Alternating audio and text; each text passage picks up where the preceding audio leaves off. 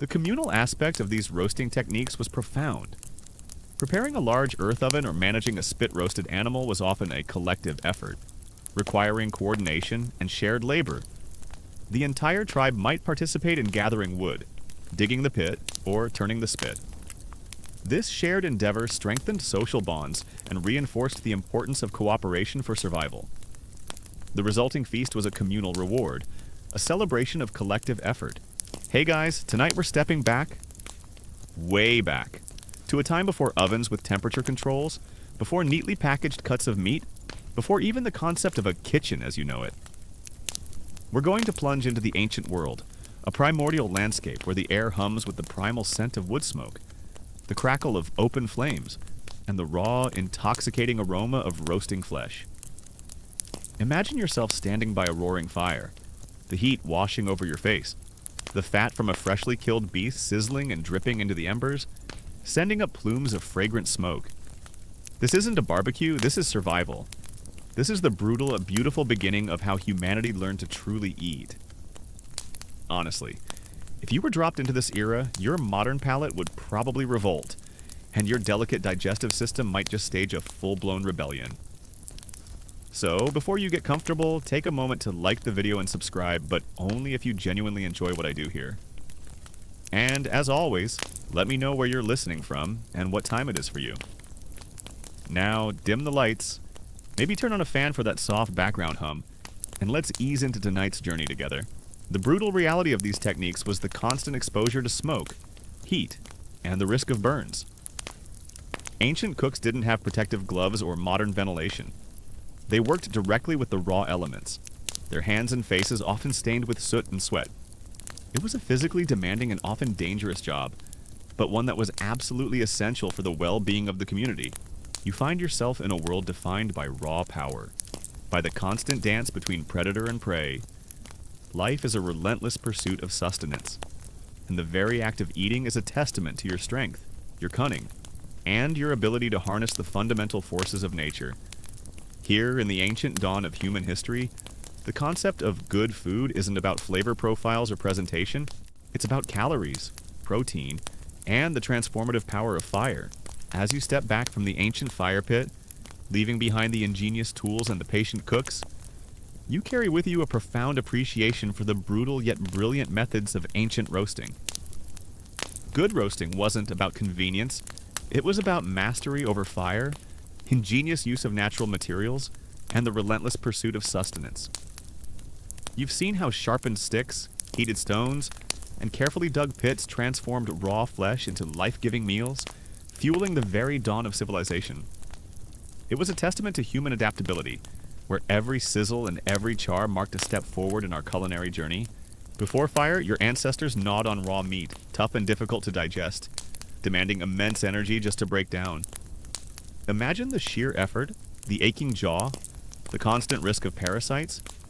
Your ancient stomach, not yet accustomed to the comforts of cooked food, would churn and groan. But then something shifted. Perhaps it was a lightning strike, a forest fire, or a volcanic eruption. But somehow, somewhere, fire was harnessed. And with it, a culinary revolution began.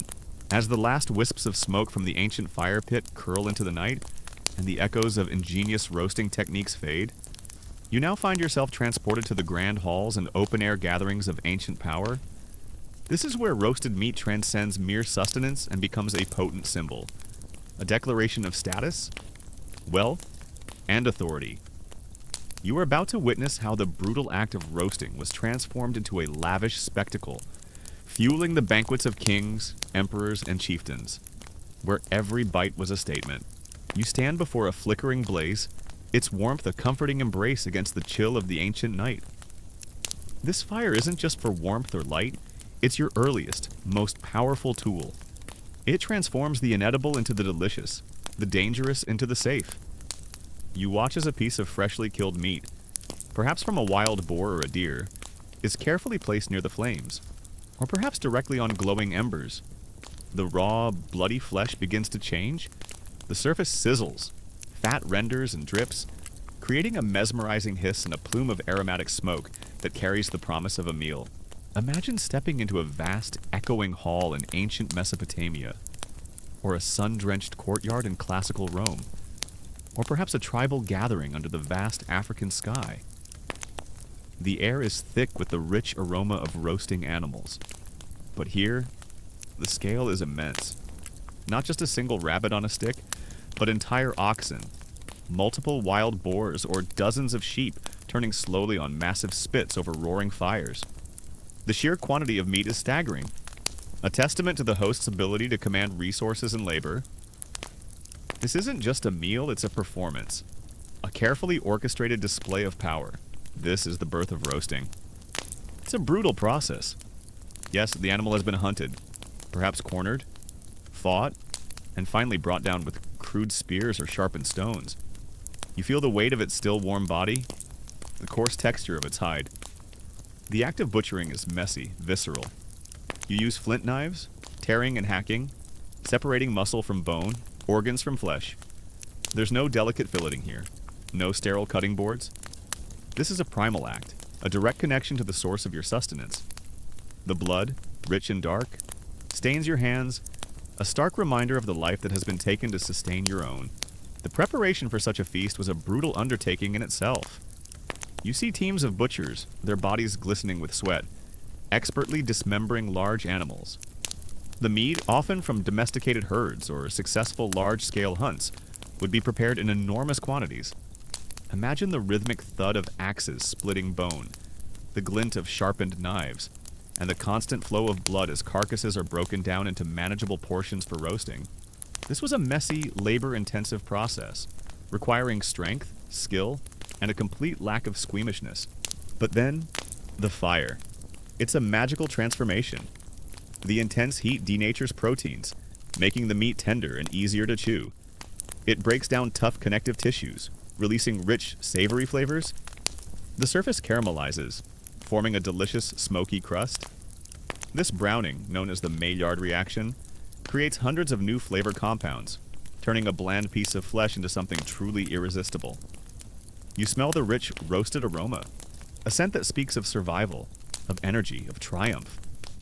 Your stomach rumbles in anticipation, a deep, guttural sound that echoes the ancient hunger. For the roasting itself, specialized structures and tools were often employed. In some ancient cultures, large, permanent roasting pits or ovens were constructed, capable of cooking multiple large animals simultaneously. You might see massive iron spits, forged by skilled smiths, strong enough to bear the weight of an entire ox.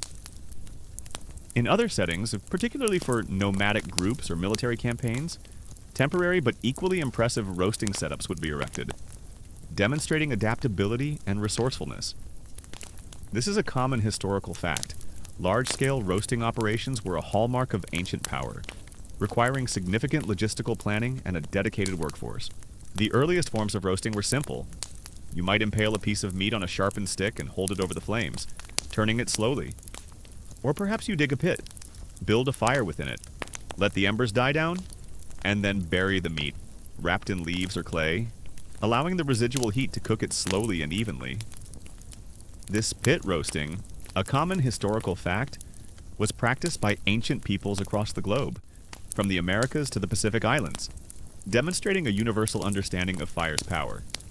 It's the original slow cooker, but with more dirt and less electricity. As the animals slowly turn over the flames, the spectacle unfolds, the crackling of the fire, the sizzling of rendering fat, the plumes of smoke rising to the sky. These are sensory cues that announce the host's generosity and power. The aroma, carrying on the wind, acts as an invitation, drawing guests from far and wide. You see servants, often slaves or lower status individuals, constantly tending the fires, turning the spits, and basting the meat. Their faces grimed with soot, their bodies enduring the intense heat. Their labor is a silent tribute to the host's authority. The act of roasting wasn't just about cooking, it was about communal eating. Imagine your small tribe, gathered around the fire, the flickering light illuminating their faces. The roasted meat is shared, torn apart with bare hands and teeth. There are no individual portions, no polite cutlery. This is a shared bounty, a moment of collective satisfaction, the warmth of the fire, the shared meal, the feeling of a full belly. These are the foundations of ancient community, forged in the crucible of necessity. When the roasted animals are finally deemed ready, the presentation is as important as the cooking. Imagine entire roasted pigs, their skin crispy and golden, presented on massive platters, sometimes adorned with herbs or even gilded with edible gold leaf in later, more opulent periods. Whole roasted lambs, or impressive cuts of beef, would be brought forth with ceremony, carried by multiple strong individuals to the cheers and murmurs of admiration from the assembled guests. This grand entrance of the roasted beast was a moment of triumph, the culmination of the brutal process from hunt to fire. As you tear into a piece of roasted meat, you feel the warmth, the chewiness, the satisfying burst of flavor. It's not seasoned with herbs or spices. Its taste comes from the smoke, the char, and the inherent richness of the animal itself. You notice the subtle differences in texture, the crispy fat, the tender muscle, the slightly chewy sinew. Every part is consumed, every calorie savored. Waste is not an option. Bones are gnawed clean, marrow sucked out, and even tougher parts are chewed repeatedly to extract every last bit of nourishment. This brutal efficiency is key to survival. The act of eating at these banquets was equally symbolic. Guests, often seated on low couches or at long tables, would tear into the meat with their hands, perhaps using a simple knife. There was a direct, visceral connection to the food, a primal act of consumption that underscored the raw power being displayed.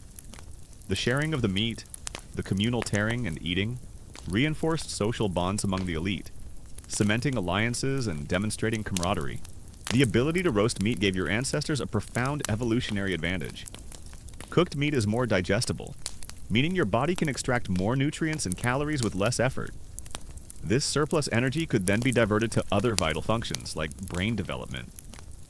The academic debate still rages among anthropologists whether the mastery of fire and cooking was the primary catalyst for the rapid increase in human brain size.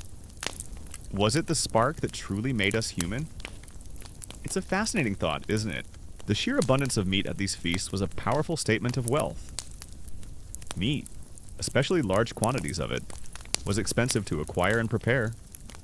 To offer such a lavish spread was to demonstrate that you had vast lands for hunting, numerous herds, and the resources to feed a large retinue of servants and guests.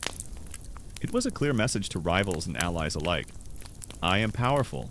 I am rich. I can afford this. It was the ancient equivalent of hosting a party where you fly in a celebrity chef and serve truffles by the pound. You witness the unique detail of early roasting, the complete lack of culinary refinement. There are no fancy marinades, no intricate rubs. The flavor is the essence of the animal, enhanced by the raw power of fire. Sometimes, the meat might be wrapped in large leaves, like banana leaves or fig leaves, to protect it from direct flame and to impart a subtle, earthy aroma. But mostly, it's just meat and fire, a testament to simplicity and effectiveness. It's the original farm to table, but the farm is the wilderness and the table is the ground. Beyond mere display, these feasts served crucial political and social functions. They were venues for negotiation, for forging alliances, for celebrating victories, and for solidifying hierarchies. The roasted meat, shared among the powerful, became a tangible symbol of shared interests and mutual respect. To be invited to such a feast was an honor. To be excluded was a clear sign of disfavor. As time progresses and early human societies become more settled, the methods of roasting evolve. You see the development of simple spits, allowing for more even cooking over a sustained fire. Imagine a sturdy branch, sharpened at both ends, threaded through the carcass of a smaller animal and slowly rotated by hand. The cook, often a designated member of the tribe, would sit patiently, turning the spit, ensuring every part of the animal was perfectly cooked, a true master of fire.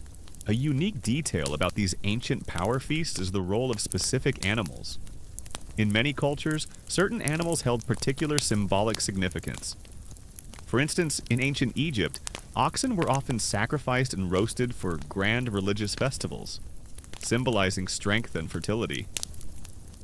In Roman banquets, wild boar was a highly prized delicacy, representing the thrill of the hunt and the host's prowess. The choice of animal for roasting was often deliberate, imbued with cultural and symbolic meaning. The brutality of the hunt, The visceral act of killing is always present.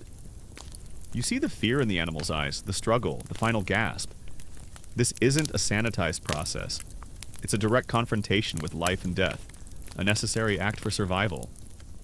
And then the transformation by fire, turning that raw reality into a life-giving meal. It's a powerful cycle, one that connects you deeply to the ancient rhythms of the earth. The academic debate still continues among archaeologists about the precise dietary habits of ancient elites. While historical texts often describe lavish, meat-heavy banquets, isotopic analysis of ancient human remains suggests that even the wealthy might have consumed a more varied diet than previously thought, with grains and vegetables still playing a significant role. Were the descriptions of meat-laden feasts exaggerated for literary effect, or were they truly representative of daily elite consumption? The answer likely lies somewhere in between, with special occasions featuring truly immense quantities of roasted meat. Even in these early stages, you begin to see the social significance of roasted meat. A successful hunt, culminating in a large roasted animal, signifies prosperity and skill. It strengthens bonds within the group, cements hierarchies, and provides a shared experience that transcends mere hunger. The hunter who brings down the beast, the one who masters the fire, they hold a special place within the community. The brutal reality of these feasts also extended to the aftermath. While the elite indulged, the leftovers, often substantial, would be distributed to the household staff, soldiers, and sometimes the general populace waiting outside the gates. This act of distribution served both a practical purpose, preventing waste, and a charitable one, reinforcing the host's benevolence and maintaining social order.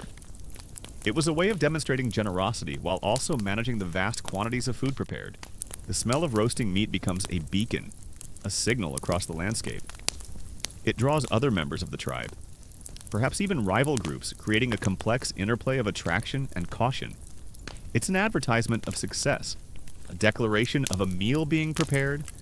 This powerful aroma, carrying on the wind, is a testament to the transformative power of fire and the bounty it provides. You feel the weight of history in these grand halls, the echoes of laughter, conversation, and the tearing of roasted meat. The air is still thick with the memory of smoke and fat, a primal scent that speaks of power and indulgence. This is where the brutal act of roasting became an art form, a political tool, and a defining characteristic of ancient civilizations. It was a world where every roasted animal was a testament to the host's might, a silent, delicious declaration of who held the reins of power. You feel the primal satisfaction of a full belly, the warmth spreading through your body after a meal of roasted meat.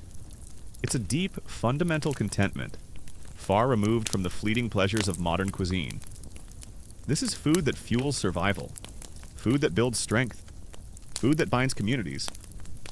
It's not just sustenance, it's a celebration of life, hard-won and deeply appreciated. As the opulent scenes of ancient banquets begin to fade, and the aroma of roasted meat, a symbol of power that still lingers in the air, you now shift your focus to a more strategic, often grim, application of roasted animals, their role in warfare. This isn't about lavish feasts, it's about the brutal necessity of feeding armies, maintaining morale, and the logistical nightmare of providing sustenance on the move. You are about to witness how roasted meat fueled conquest, sustained sieges, and was often the difference between victory and defeat. The crackle of the fire, the hiss of dripping fat, the rich, smoky aroma, these sensory details are etched into your ancient memory. They are the sounds and smells of home, of safety, of a well-fed tribe. You understand that the brutal act of taking a life is balanced by the profound gift of nourishment, transformed by the elemental power of fire. This is the foundation of all cooking, the very first step on humanity's long and winding culinary journey. You are witnessing the raw, unfiltered beginning, where every meal was a triumph. Imagine yourself on the dusty plains with a Roman legion, or marching through the rugged terrain with a Greek phalanx, or perhaps with a nomadic horde sweeping across the steppes. An army, no matter how disciplined or well-equipped, is only as strong as its ability to feed itself. And in ancient warfare, where supply lines were tenuous and refrigeration non-existent, providing meat, a vital source of protein and energy, was a constant, brutal challenge. As the primal scent of roasting meat lingers in your ancient memory, you now turn your attention to the very force that made it all possible, fire itself. In a world shrouded in darkness and cold, fire wasn't just a convenience, it was a revelation, a terrifying yet utterly transformative power that elevated humanity from mere scavengers to masters of their environment. You are about to witness the brutal, yet beautiful process of how ancient humans not only tamed the wild flame but made it an indispensable partner in their survival and their culinary evolution. The ideal scenario for an ancient army was to forage and hunt as they marched. You see soldiers, after a long day of marching, fanning out into the surrounding countryside, seeking out wild game, deer, boar, birds, and even smaller animals would be fair game. The kill would be swift, often brutal, driven by the immediate need to feed hungry mouths. This fresh meat, though a welcome change, was unpredictable and often insufficient for large forces. Imagine the world before fire was consistently harnessed. Your ancestors huddled in caves, shivering against the biting cold, their nights punctuated by the terrifying roars of predators. Food was eaten raw, often scavenged, and life was a constant, desperate struggle against the elements. Then a monumental shift occurred. Perhaps it was the awe-inspiring sight of a lightning-struck tree, erupting in a blaze of light and heat, or the smoldering embers left by a volcanic eruption. However it happened, the secret of fire was discovered, and with it, the trajectory of human history changed forever. For more consistent meat supply, armies would often drive herds of livestock, cattle, sheep, goats, or pigs, alongside their marching columns. Imagine the dust kicked up by thousands of hooves, the constant bleeding and lowing, the logistical nightmare of moving a living larder. These animals would be slaughtered as needed, often in a brutal assembly line fashion, to provide fresh meat for the troops. You see the rough, efficient butchering, the blood staining the ground, the desperate hunger of the soldiers overriding any squeamishness. This was a common historical fact. Live animals were a crucial part of military logistics in ancient times, providing a mobile and relatively fresh food source. It was the original meals on wheels, but with more mud and less hygiene. The initial relationship with fire was one of awe and fear. It was a destructive force capable of consuming entire forests, but it was also a source of warmth, light, and protection. You see your ancestors carefully tending a flickering ember, guarding it as if it were the most precious jewel. Losing it meant a return to the cold, the dark, and the raw. This constant vigilance, this deep respect for the flame, was a brutal necessity. Once an animal was slaughtered, roasting was often the most practical and efficient way to cook the meat for a large number of soldiers. Imagine hundreds of small fires flickering across a military camp at dusk, each with meat sizzling on improvised spits or directly on hot embers. Soldiers, tired and hungry, would gather around, tearing into the roasted flesh with their hands, seeking immediate sustenance. The smoky aroma would fill the camp, a comforting scent amidst the harsh realities of war. But the true revolution came when fire was not just kept alive, but controlled.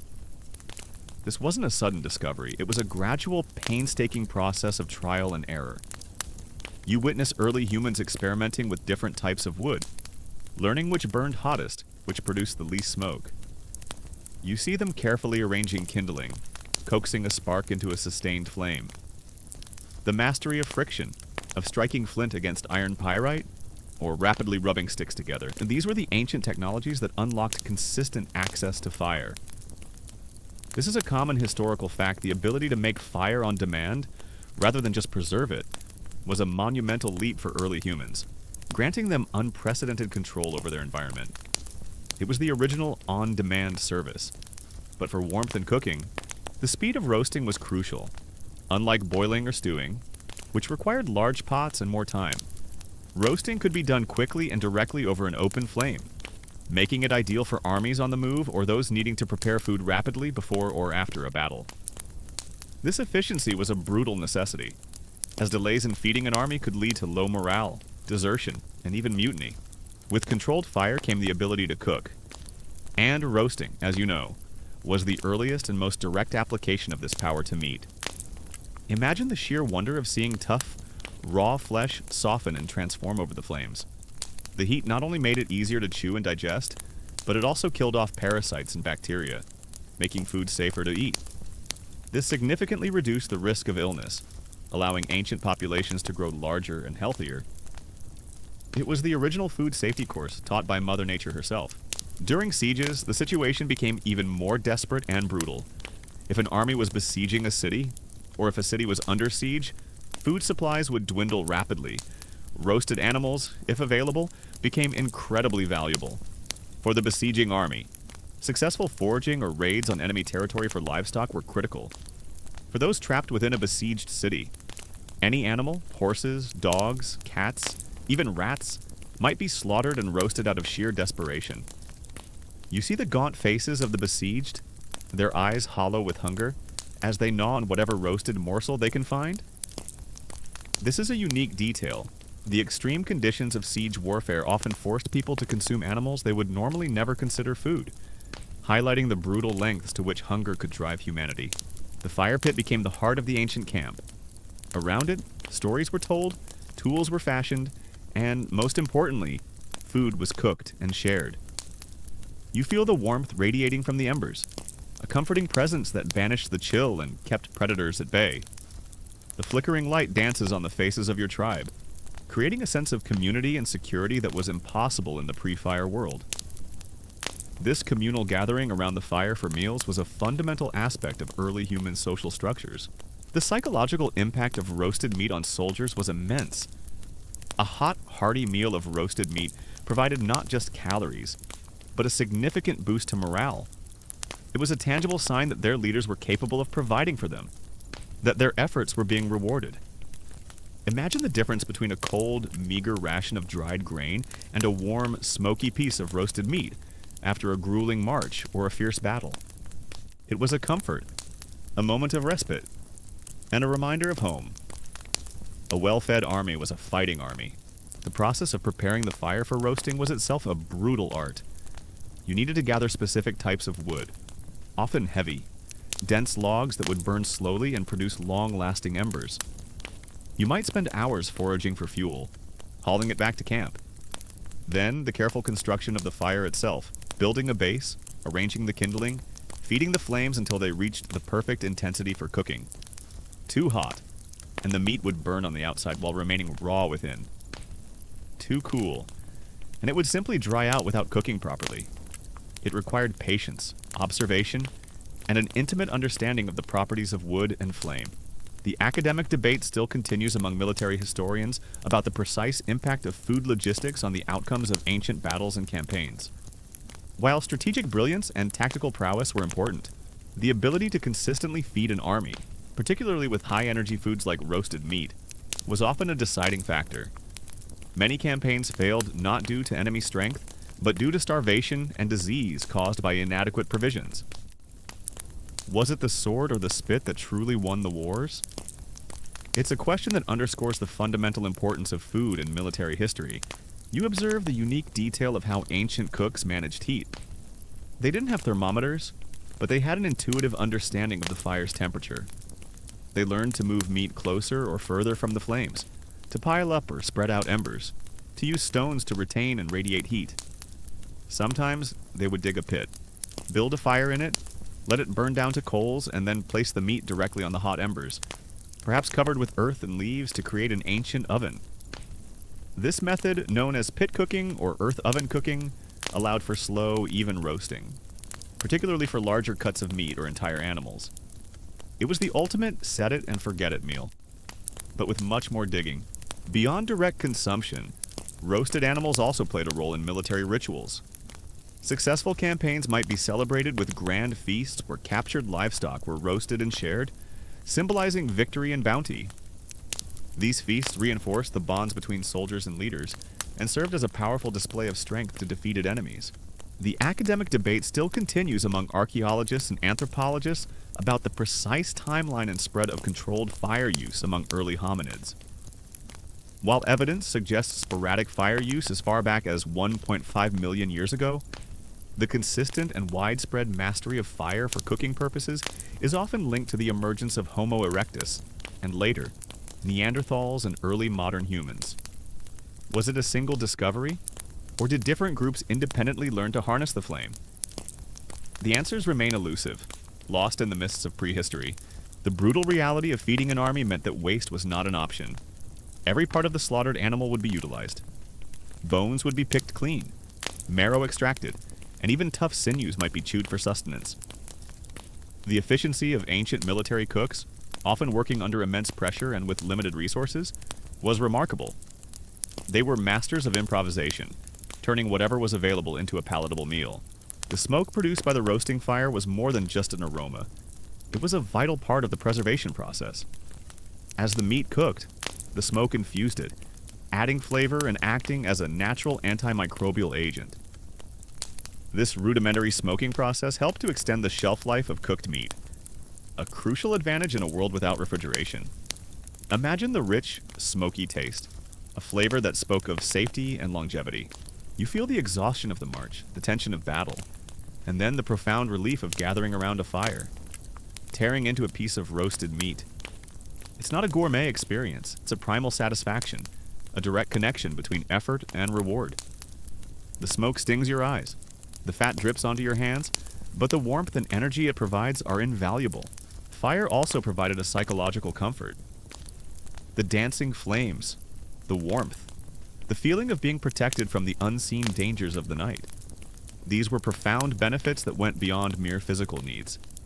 It allowed for longer periods of activity after dark, facilitating tool making, storytelling, and social bonding. The ability to see in the dark, even by firelight, was a significant advantage against nocturnal predators. The crackle of the campfires, the sizzle of meat, the murmur of tired voices, these are the sounds of an ancient army being sustained. You understand that behind every grand conquest, every famous victory, lay the brutal, often unseen, work of feeding the soldiers. Roasted animals were not just food, they were the fuel of empire, the sustenance of conquest, and a silent testament to the relentless demands of ancient warfare. It was a brutal history, written in smoke and blood, and consumed by the very forces that shaped the world. The very act of tending the fire, of keeping it alive, fostered a sense of responsibility and cooperation within the ancient group. Certain individuals might be designated as firekeepers, their role vital to the survival of the entire community. This division of labor, centered around the essential resource of fire, further strengthened social cohesion. As the echoes of ancient battlefields and the scent of military campfires begin to fade, your journey through the brutal history of roasted animals now leads you to a more nuanced, yet equally profound, aspect: the cultural and ritualistic significance of eating roasted meat. This isn't just about sustenance or power, it's about identity, community, and the deep-seated traditions that shaped ancient societies. You're about to discover how the act of sharing roasted flesh forged bonds, marked passages, and communicated meaning far beyond mere flavor. You feel the raw power of the flame, its untamed energy harnessed for human benefit. It's a humbling experience, realizing how utterly dependent your ancient ancestors were on this elemental force. Every roasted meal, every warm night, every moment of safety was a direct result of their brutal determination to understand and control fire. It was the first true step towards civilization, a fiery crucible in which humanity was forged. Imagine yourself in a vibrant ancient village, the central hearth glowing, or perhaps within the sacred precincts of a temple. The aroma of roasting meat, whether from a communal hunt or a domesticated animal, signifies not just a meal, but an event. For many ancient cultures, the consumption of roasted animals was deeply embedded in their social fabric, marking everything from rites of passage to seasonal festivals, and even daily communal life. The crackle and roar of the flames, the intense heat, the wisps of smoke carrying the promise of a meal, these sensations are deeply ingrained. They are the echoes of a time when fire was not just a tool, but a living entity, a partner in the brutal dance of survival. You understand that without this mastery, the history of eating roasted animals, and indeed the history of humanity itself, would have been entirely different. This is the story of fire, the ultimate culinary tool, and its profound impact on the ancient world. Consider the role of roasted meat in rites of passage. You might witness a young hunter having just made their first significant kill, sharing the roasted bounty with their elders. This act symbolizes their transition into adulthood, their ability to provide for the community. The communal eating of this roasted meat solidifies their new status, a brutal yet affirming ritual. Or perhaps you observe a marriage ceremony, where roasted animals are central to the celebratory feast, symbolizing the union of two families and the promise of future abundance. These were moments when the act of eating roasted flesh transcended hunger, becoming a powerful symbol of belonging and transformation. As the warmth of the ancient fire still radiates in your mind, you now confront the harsh reality that preceded every roasted meal, the brutal act of acquiring the animal itself. This isn't just about going to a grocery store. This is about the hunt, the kill, and the profound, often spiritual connection between the hunter, the hunted, and the divine. You are about to witness how the act of bringing down a beast, whether through cunning or sheer force, was intertwined with the earliest forms of ritual and sacrifice. Seasonal festivals were often punctuated by grand roasting events. Imagine the celebration of a successful harvest, where the community gathers to roast animals, giving thanks to the gods for their bounty. The air is filled with laughter, music, and the intoxicating aroma of sizzling fat. These feasts were a time for communal joy, for reinforcing social cohesion, and for reaffirming the community's connection to the cycles of nature. This is a common historical fact. Many ancient harvest festivals involved the ritual slaughter and communal roasting of animals, symbolizing gratitude and abundance. It was the original Thanksgiving, but with more actual thanks and less football. Imagine yourself in the ancient wilderness, the air crisp and cold, the scent of pine and damp earth filling your nostrils. You are part of a small hunting party, your senses heightened, every rustle in the undergrowth, every distant call of a bird, a potential clue. Your tools are rudimentary sharpened spears tipped with flint or obsidian, bows strung with animal sinew, and perhaps crude traps. This isn't a sport, it's a matter of life and death. A successful hunt means survival for your tribe. Failure means hunger, weakness, and perhaps starvation. Religious rituals, as we touched upon earlier, were profoundly linked to roasted meat. You might observe a priest overseeing the roasting of a sacrificial animal, its smoke rising to the heavens as an offering to the deities. After the ritual, the roasted meat would often be shared among the worshippers, a sacred communion that brought them closer to the divine. This act of shared consumption, imbued with spiritual meaning, fostered a deep sense of collective identity and devotion. The specific cuts of meat, the way the fire was prepared, and the accompanying prayers and chants, all were part of an elaborate, brutal, yet deeply meaningful ceremony. The hunt itself is a brutal ballet of patience, endurance, and sudden explosive violence. You track your prey for hours, sometimes days, learning its habits, its weaknesses. Perhaps it's a majestic woolly mammoth, its immense size a terrifying challenge, requiring the coordinated effort of many hunters to corner and bring down, or a swift, elusive deer, demanding stealth and a precise shot. You feel the adrenaline surging through your veins, the primal instinct to pursue, to capture, to kill. The cold, hard truth is that every meal was preceded by a life taken, a direct confrontation with the cycle of nature. The very act of sharing roasted meat fostered community. Imagine a nomadic tribe, gathered around a central fire, tearing into a freshly roasted animal. There are no individual portions. The meat is shared, passed from hand to hand.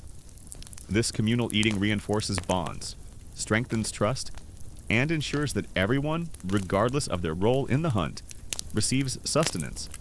It's a powerful act of solidarity, a reminder that survival depends on collective effort. It was the original family-style dining, but the family was the whole tribe. When the moment comes, it's swift and unforgiving. The spear flies, the arrow strikes, or the trap snaps shut. You hear the animal's desperate cries, its struggle against the inevitable. There's no sentimentality here, only the grim determination to complete the task. You witness the final, shuddering breath, the warmth leaving the body, the pooling of dark blood on the ancient earth. This visceral act, the taking of a life, was a profound moment for ancient humans, often accompanied by a sense of both triumph and reverence. The choice of animal for roasting often held cultural significance. In ancient Egypt, certain animals like oxen were sacred and roasted for specific religious festivals, while others were forbidden. In ancient Greece, pigs were often sacrificed and roasted in honor of Demeter, the goddess of agriculture, symbolizing fertility and prosperity. The specific animal chosen and the way it was prepared communicated layers of meaning within the cultural context. This is a unique detail. The symbolic power of the roasted animal often dictated its inclusion in specific rituals, making it more than just food, but a living emblem. But the brutality doesn't end with the kill. The process of butchering is equally raw. Imagine using sharpened stone tools, hacking and tearing through hide, muscle, and bone. There's no precision, no delicate separation of cuts. You work quickly, efficiently, knowing that predators might be drawn by the scent of blood. Every part of the animal is valuable: the meat for sustenance, the hide for clothing and shelter, the bones for tools and weapons, the sinews for cordage. This brutal efficiency, this absolute commitment to utilizing every part of the kill, was a fundamental aspect of ancient survival. The academic debate still continues among cultural anthropologists about the precise origins of these ritualistic eating practices. Were they born from practical necessity, later imbued with spiritual meaning? Or did the spiritual beliefs precede and shape the culinary practices? The interplay between the pragmatic and the sacred is complex, reflecting the holistic worldview of ancient peoples where every act, including eating, could hold profound significance. This is where the concept of sacrifice often enters the picture. For many ancient cultures, the successful hunt and the subsequent consumption of the animal were deeply intertwined with religious or spiritual beliefs. Imagine a portion of the freshly killed animal, perhaps its heart or liver, being offered to the gods or ancestral spirits as a sign of gratitude and appeasement. This act of sacrifice was a way to acknowledge the life taken, to ensure future successful hunts, and to maintain harmony with the natural world. This is a common historical fact. Animal sacrifice played a central role in the religious practices of numerous ancient civilizations, from the Mesopotamians and Egyptians to the Greeks and Romans. It was a brutal offering, but one steeped in profound meaning. Even the remnants of the roasted meal held meaning. Bones might be collected and used for divination, or buried as offerings. The ashes from the fire might be scattered in fields to promote fertility. Nothing was truly wasted, not just for practical reasons, but because every part of the animal and every aspect of the roasting process was imbued with cultural and spiritual significance. The act of roasting the sacrificed animal often became a central part of these rituals. Imagine the smoke from the roasting flesh rising to the heavens, carrying the prayers and offerings of the community. The communal consumption of the roasted meat after the sacrifice was a sacred act, a shared communion with the divine. It reinforced social bonds, cemented religious beliefs, and provided a powerful sensory experience of unity and purpose. You might find yourself wondering if the taste of the roasted meat was somehow enhanced by the spiritual significance of the meal. A flavor imbued with sacred meaning? You observe the social hierarchies reflected even in the distribution of roasted meat. While the communal aspect was strong, certain cuts might be reserved for elders, chiefs, or warriors, signifying their status and importance within the group. The act of receiving a prized portion was a public acknowledgement of one's position, a subtle yet powerful reinforcement of social order. The academic debate still continues among archaeologists and religious historians about the precise origins and evolution of animal sacrifice. Was it primarily about appeasing deities? Or did it also serve practical purposes, such as managing animal populations or distributing meat within a community? The motivations were likely complex, a blend of spiritual belief and pragmatic necessity, reflecting the multifaceted nature of ancient societies. The storytelling around the roasting fire was also a crucial part of the cultural experience. As the meat cooked, and after it was consumed, tales of the hunt, of ancestral heroes, and of the gods would be shared. The warmth of the fire, the satisfaction of a full belly, and the shared experience of the meal created a fertile ground for oral traditions, passing down knowledge and cultural values from one generation to the next. The roasted animal became a silent witness to the unfolding history of the tribe. You observe the unique detail of how different ancient cultures approached the sacrifice and roasting.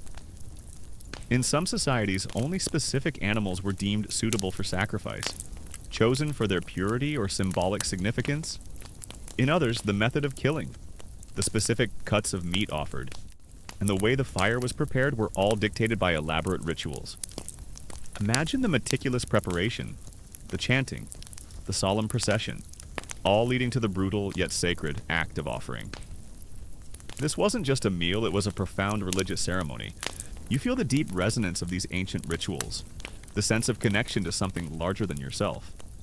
The brutal act of roasting, once a mere necessity, has been transformed into a profound cultural act, a way for ancient humans to define themselves, to connect with their gods, and to forge the bonds of community. Every sizzle, every crackle, every shared bite of roasted flesh carries the weight of millennia of tradition, a testament to the enduring power of food to shape human civilization. Even the tools used for the hunt and the subsequent butchering held spiritual significance. A spear that had brought down a mighty beast, a knife that had skillfully prepared the meat. These were not just implements, they were imbued with the power of the hunt, often revered and passed down through generations.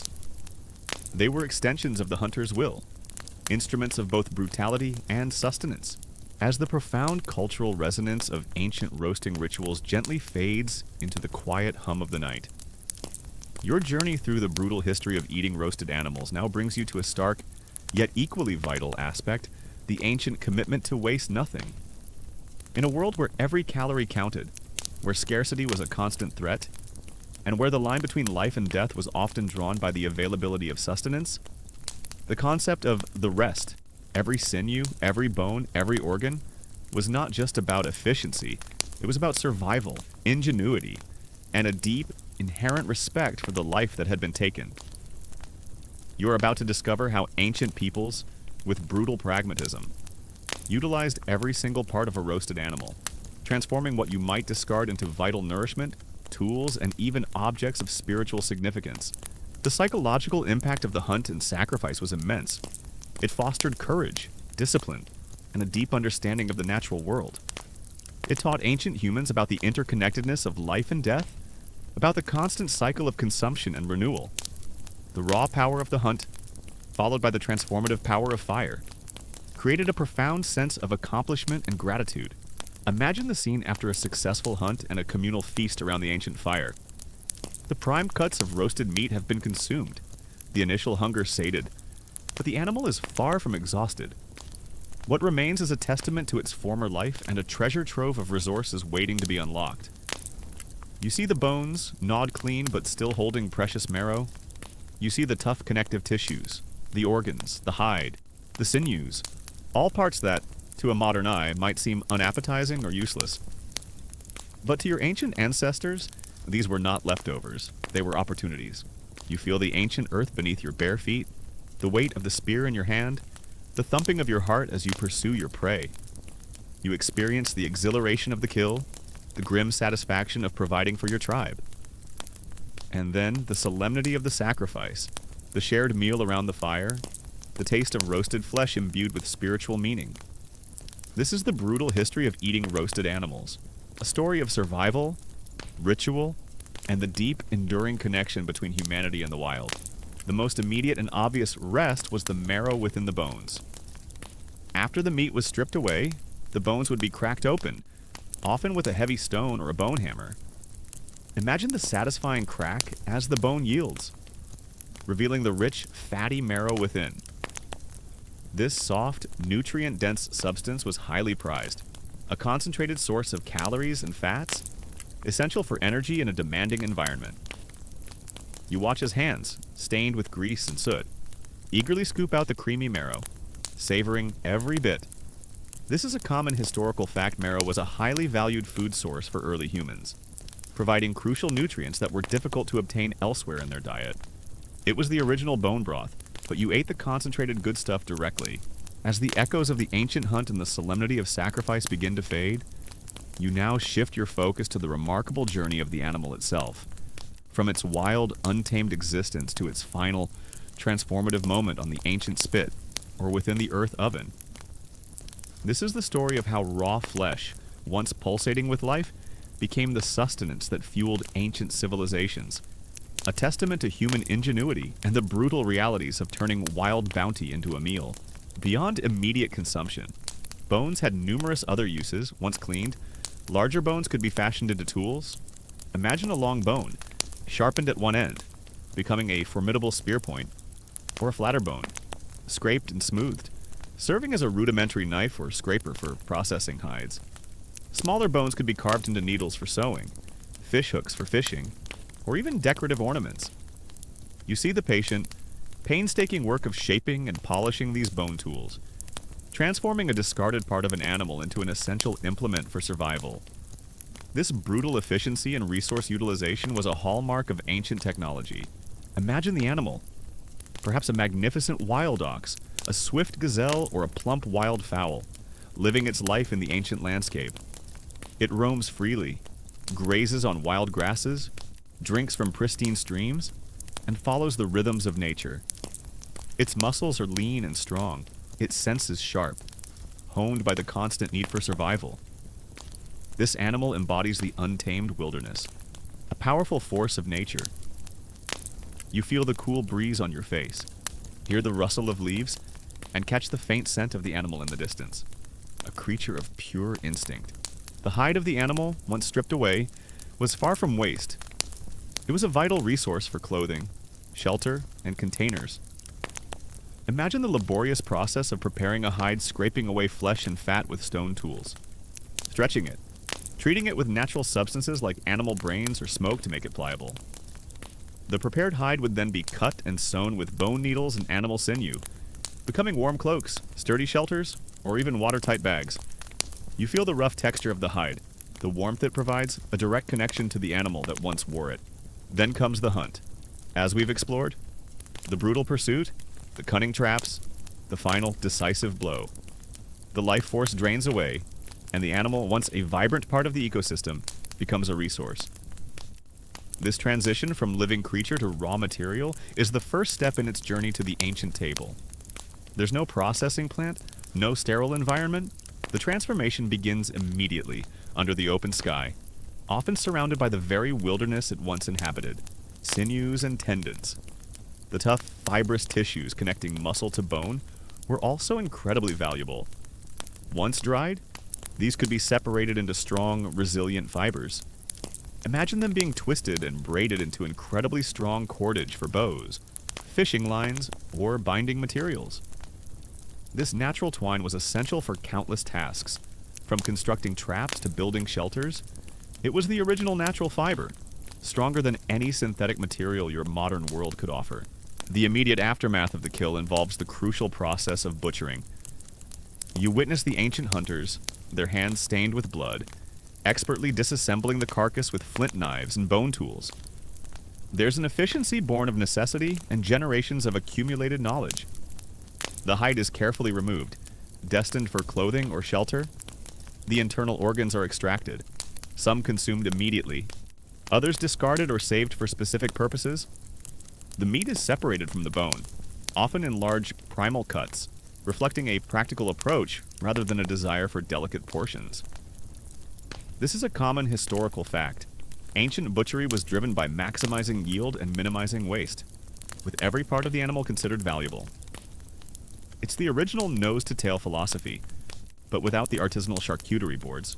The internal organs, while perhaps less appealing to your modern palate, were highly nutritious and often consumed immediately after the kill. The liver, rich in vitamins and iron, would be a prized delicacy. The heart, a lean muscle, would also be eaten. Even the stomach and intestines, after being cleaned, could be used as containers for water or blood, or even filled with other parts of the animal to create primitive sausages. This brutal honesty in consumption, this willingness to eat every part, ensured maximum nutritional yield from every kill.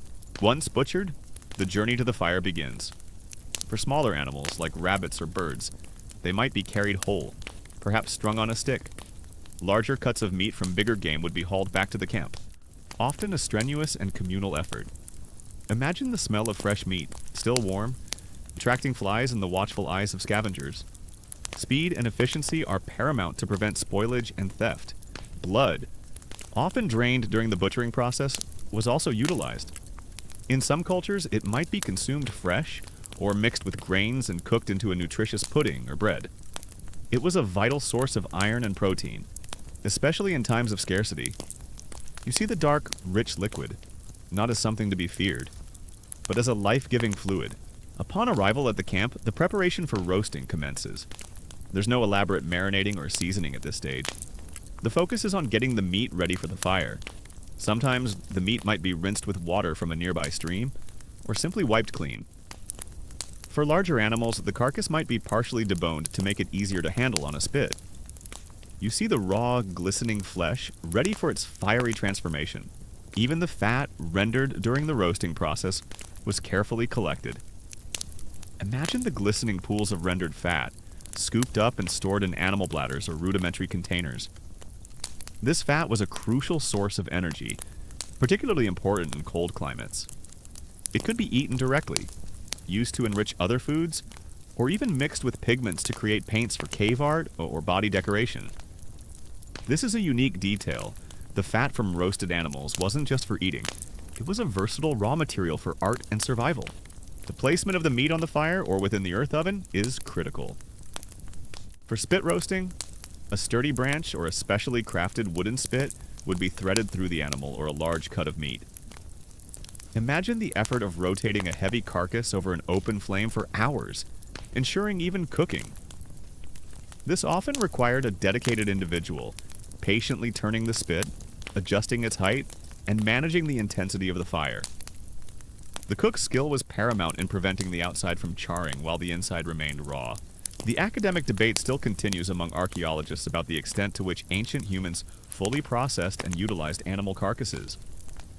While evidence of bone tools and marrow extraction is widespread, the exact methods and cultural significance of consuming certain organs or blood products can be difficult to ascertain from the archaeological record alone.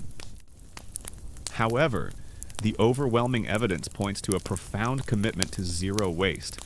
For pit roasting, the process was different.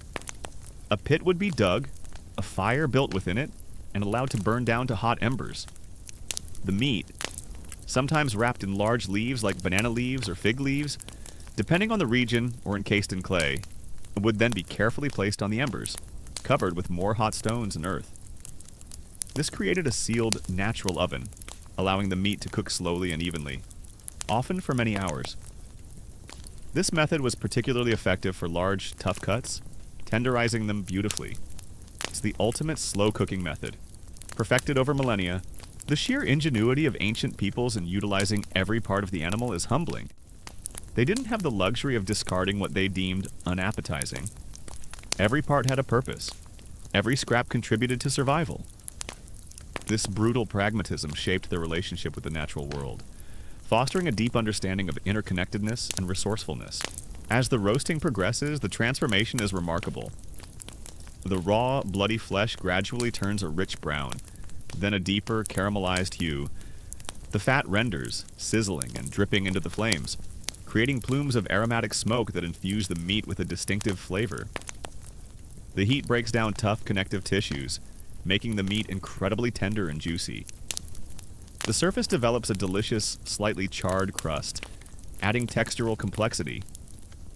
You hear the constant sizzle, the crackle of the fire, and smell the intoxicating aroma of roasted meat, a scent that speaks of nourishment and satisfaction. You observe the patient. Meticulous work involved in processing these leftovers. The scraping of hides, the cracking of bones, the drying of sinews. These were not quick tasks. They required time, skill, and a deep knowledge of the animal's anatomy. This labor was as vital as the hunt itself, ensuring that the bounty of the kill was fully realized. This transformation from raw to roasted wasn't just physical, it was cultural. Cooked meat was easier to chew and digest, allowing ancient humans to extract more calories and nutrients with less effort. This freed up energy that could be used for other activities, like tool-making, social interaction, and brain development. The academic debate still continues among evolutionary biologists about the exact impact of cooked meat on human evolution, with some arguing it was a key factor in the development of larger brains and smaller digestive systems. It's a fascinating thought.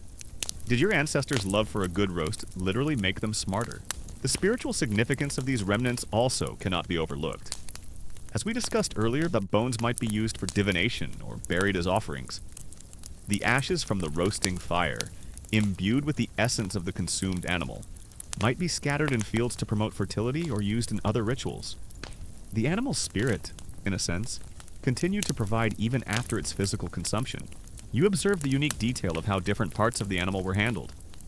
While prime cuts were roasted, Other parts, like organs, liver, heart, kidneys, might be cooked separately, perhaps boiled or grilled quickly.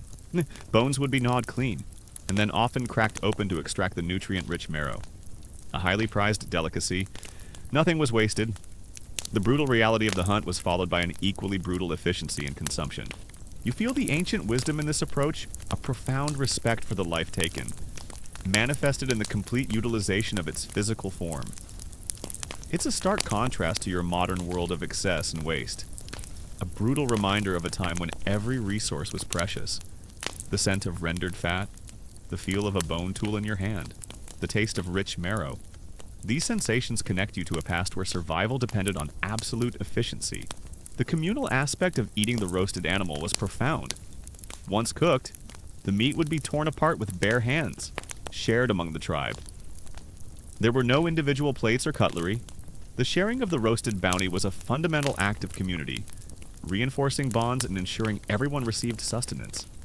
The warmth of the fire, the shared meal, the feeling of a full belly, these were the moments that forged ancient societies. As you slowly withdraw from the ancient camp, leaving behind the scattered bones and the lingering scent of smoke, you carry with you a profound understanding of the rest of the roasted animal. It wasn't waste, it was life, transformed and repurposed. You've seen how ancient humans, with brutal pragmatism and remarkable ingenuity, utilized every single part of their kill, turning death into sustained life, and shaping their very existence through this profound commitment to consuming and utilizing everything. It was a testament to their resilience, a silent declaration that, in their world, nothing was ever truly discarded. The journey from wild animal to roasted meal was a testament to the brutal realities of ancient life, but also to the incredible adaptability and ingenuity of early humans.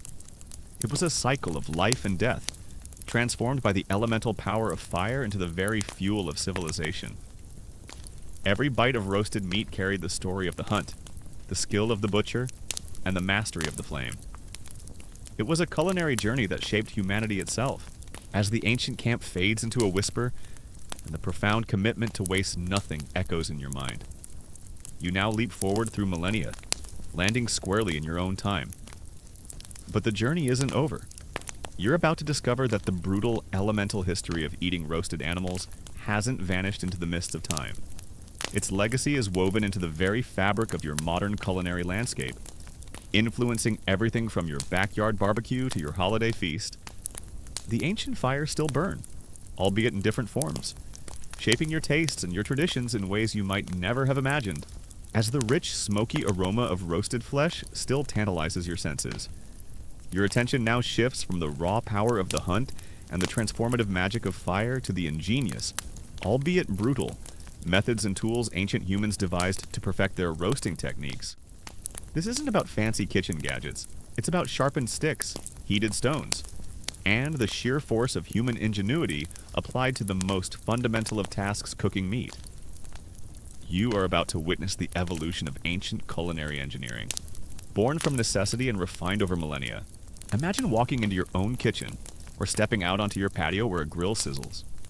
The aroma of roasting meat, whether it's a chicken in your oven, a steak on your grill, or a turkey in a rotisserie, is instantly recognizable. That primal scent, that promise of savory satisfaction, is a direct echo of those ancient campfires.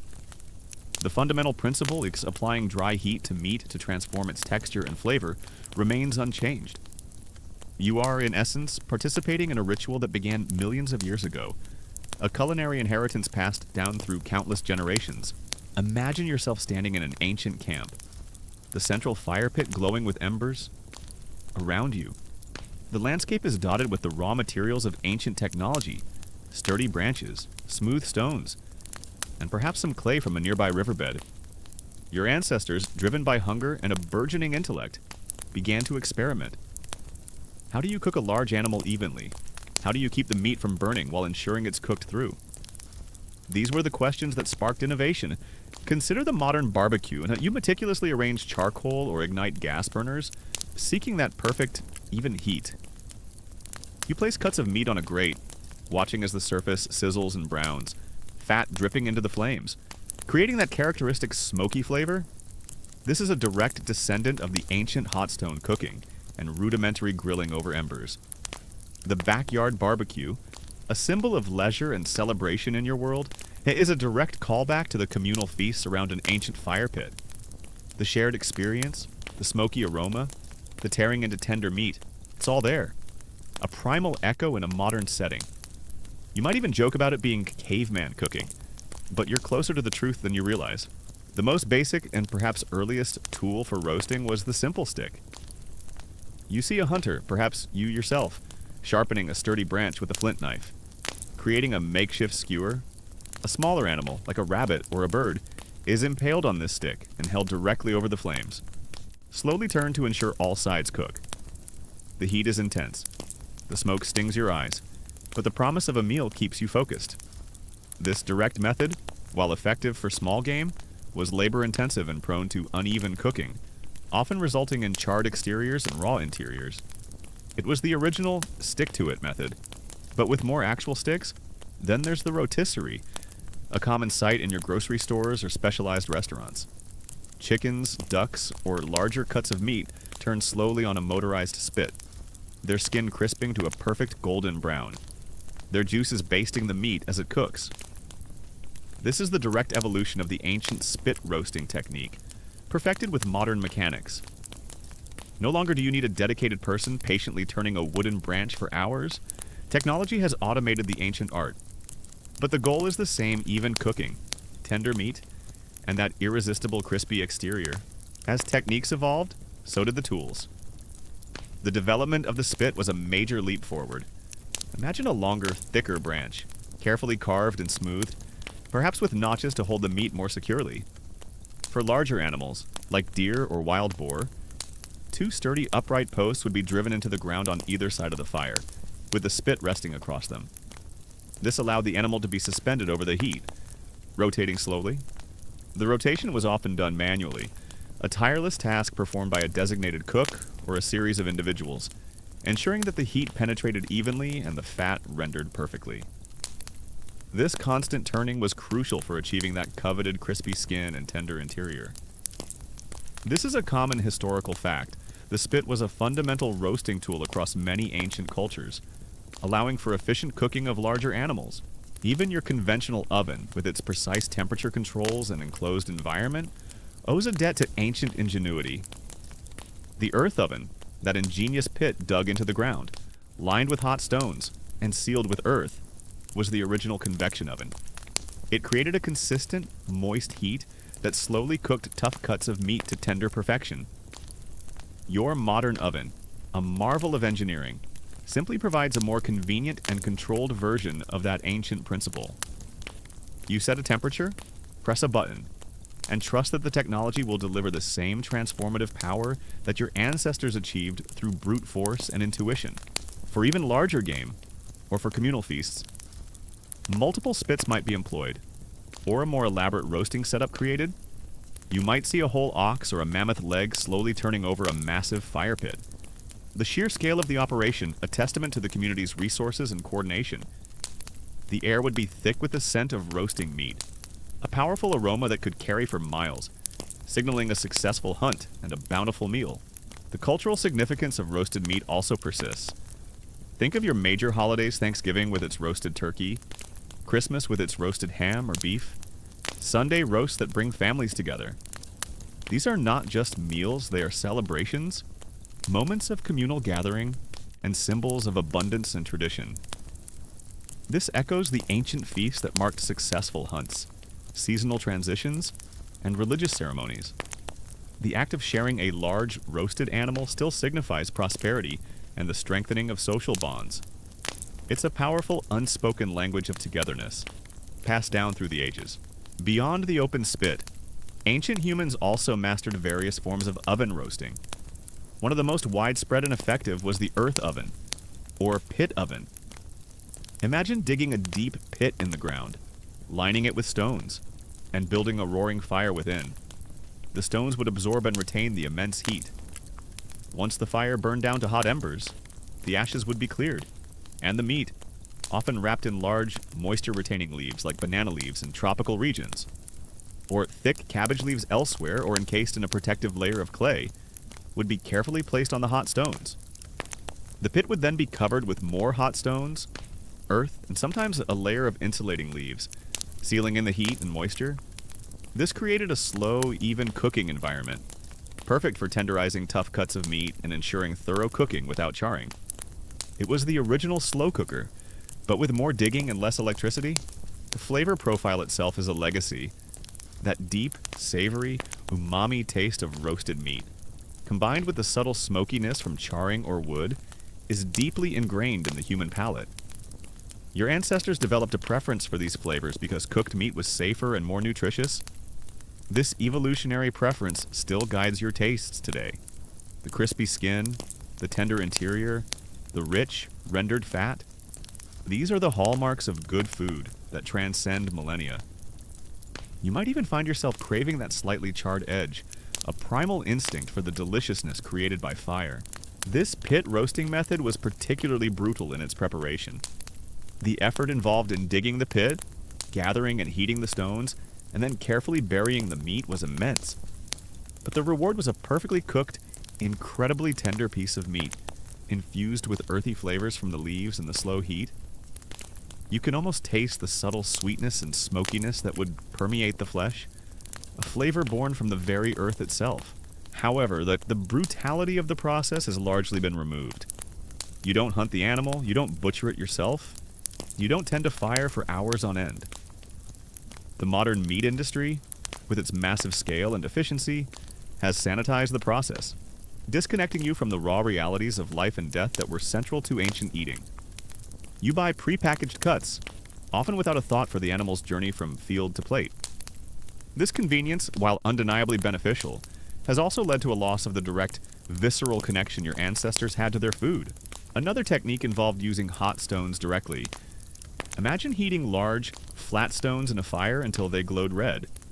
Meat, perhaps thinly sliced or pounded, would then be placed directly on these hot stones, searing quickly and cooking through. This was a faster method, suitable for smaller pieces of meat, and would create a delicious char and smoky flavor. It's like an ancient griddle, but with more direct flame and less non-stick coating. Yet, there's a growing movement in modern cuisine that seeks to reconnect with these ancient, brutal roots. The nose-to-tail eating philosophy, which advocates for consuming every part of the animal, including organs, bones, and less common cuts, is a direct callback to the ancient commitment to waste nothing. Chefs and home cooks are rediscovering the nutritional and culinary value of marrow, offal, and bone broths, embracing the brutal efficiency that was once a matter of survival. This is a unique detail modern culinary trends are, in some ways, a conscious return to the pragmatic wisdom of ancient eating. The tools for butchering were just as crucial. Flint knives, sharpened to a razor's edge, allowed for the efficient dismemberment of the animal. Bone tools, antlers, and even sharpened pieces of wood were used to scrape hides, crack bones for marrow, and separate meat. You see the brutal precision of these tools, designed for maximum efficiency in a world where every part of the animal was valuable. The process was messy, visceral, and utterly pragmatic. The academic debate still continues among nutritionists and food historians about the health implications of modern cooking methods compared to ancient ones. While modern hygiene and refrigeration have eliminated many risks, the debate around charring, fat consumption, and the processing of meat continues. Are you healthier eating a perfectly controlled oven roast, or did your ancestors' rough and ready methods, despite the risks, provide a more robust and diverse nutritional profile? It's a complex question, with no easy answers, highlighting the ongoing evolution of human diet. The unique detail here is the early understanding of heat transfer and insulation. Ancient cooks intuitively grasped that direct flame could char up while retained heat, like that in an earth oven, could tenderize. They experimented with different materials for wrapping meat, leaves, clay, even animal bladders, to protect it from burning and to lock in moisture. This demonstrates a sophisticated, albeit unscientific, grasp of thermal dynamics. It's like they had an innate understanding of sous vide, but with more dirt and less vacuum sealing. Even the tools you use, from your sharp kitchen knives to your heavy roasting pans, are refined versions of ancient implements. The principle of a sharp edge for butchery, the ability of a vessel to contain heat, these fundamental concepts remain. Your modern kitchen is, in essence, a highly evolved ancient camp, with more gadgets and less smoke. The academic debate still continues among archaeologists about the precise dating and global spread of specific roasting techniques. While pit ovens are found in diverse ancient cultures across continents, did the knowledge spread through migration and cultural exchange? Or were these ingenious methods independently developed in different regions? The evidence suggests a fascinating mix of both, highlighting the universal human drive to innovate in the face of shared challenges. The psychological comfort derived from roasted meat also endures. The warmth of a shared meal, the feeling of a full belly, the sense of community around the table. These are timeless experiences. The roasting process itself, with its enticing aromas and visual transformation, still holds a meditative quality for many, a connection to something ancient and deeply satisfying. It's more than just food. It's an experience that taps into your primal being. Beyond the physical tools, the techniques also involved a deep understanding of the fire itself. Ancient cooks learned to control the intensity of the flames by adding or removing fuel, by creating vents for airflow, or by banking the embers. They knew which woods produced the best coals for slow cooking, and which created intense flames for quick searing. This intuitive knowledge, passed down through generations, was the true mastery of the ancient kitchen. It was a skill honed by countless hours of observation and experimentation, often with painful trial and error. So, as you reflect on the journey from the brutal hunt to the modern dinner table, you realize that the history of eating roasted animals is not just a tale of the past. It is a living legacy. Every time you savor a piece of roasted meat, you are connecting with an ancient tradition, a fundamental human experience that has shaped your species. The brutal necessity of survival, the ingenious mastery of fire, the profound cultural significance. All of it echoes in your modern world. The ancient fires still burn, transforming raw ingredients into sustenance and connecting you to the very dawn of humanity.